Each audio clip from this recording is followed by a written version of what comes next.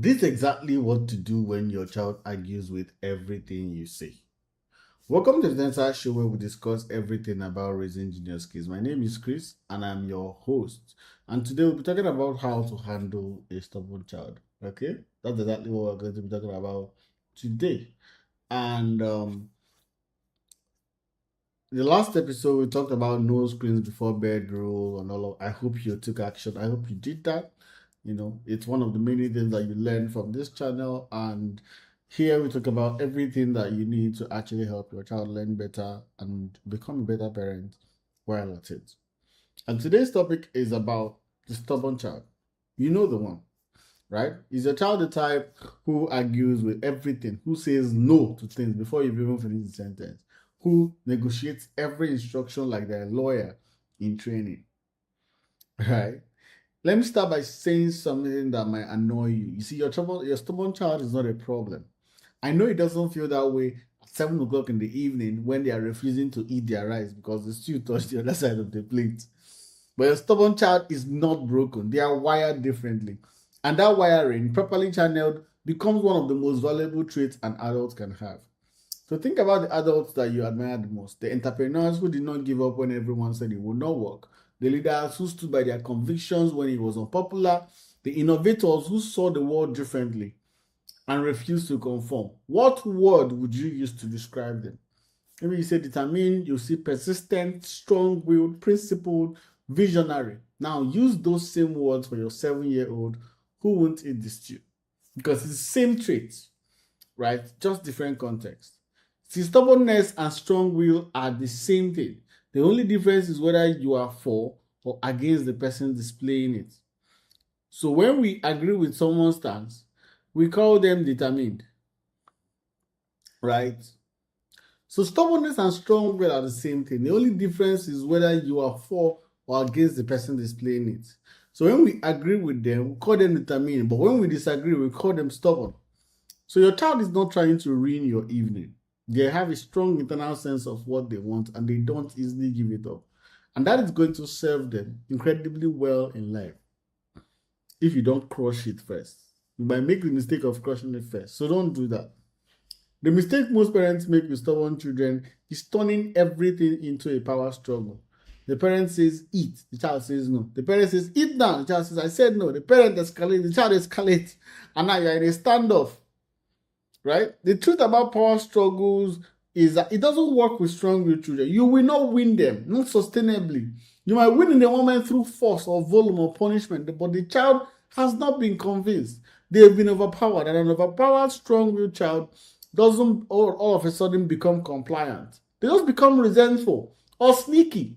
They like to comply on the surface and resist underneath. That's not respect. So what works with stubborn children is giving them power within limits. The key word is within limits. We call this the illusion of choice. Illusion of choice. You're not giving them full control. You're giving them choices inside boundaries that you have set. So instead of eat your rice, do you want rice now or in 10 minutes? Instead of go to bed, try, do you want to brush your teeth first or put on your pajamas first? Instead of do your homework, try, do you want to start with maths or English? In every one of those examples, the child does the thing you need them to do, but they feel like they have a say in how it happens. So that feeling of autonomy is everything to a strong-willed child. It is the difference between cooperation and rebellion. The second strategy is explaining the why. Strong-willed children, they hate arbitrary rules. Because I said so is the worst possible answer for this type of child. It's not that they are being disrespectful by asking why. They genuinely need to understand the reason. Their brain needs the logic to cooperate. So instead of because I said so, try because if you don't eat now, you'll be hungry at bedtime and you won't sleep well. So give them the reason, rationalize it for them. They won't always agree, but they will respect the fact that you treated them like someone capable of understanding, not just obeying. And the third strategy is to pick your battles. Parenting is about picking your battles. This is survival advice for you if you are a parent of a strong-willed child. Not everything is worth fighting over. If you want to wear the blue shirt instead of the red one, doesn't matter. You want to do homework on the floor instead of the desk. Does it matter? And if they want to eat the vegetables before they eat the meat, save your authority for the things that genuinely matter. Safety, health, respect, responsibility. Everything else, let them have the win. You'll be surprised how much smoother life gets when you stop fighting over things that don't actually matter. Because the truth is, you're probably exhausted from the daily negotiation. Every single instructions, they become a discussion. You say, put on your shoes. They say, why? You say, we're going to school. They say, I don't want to. You say, you have to. They say, make me. And suddenly, you're late. Everyone is angry. And the day starts badly before everyone left the house. Right? The strong-willed child is the most exhausting child to parent. But also, and I mean this sincerely, it is the most rewarding when you get this right. The most rewarding when you get this right. And so I want you to try two things. First, like I said, illusion of choice. Offer choices. Every time you give an instruction, rephrase it as a choice between two acceptable options. Do you want A or B? Both options achieve what you need. The child just chooses the how. And then secondly, answer why with a real valid reason. Not because I said so does not work.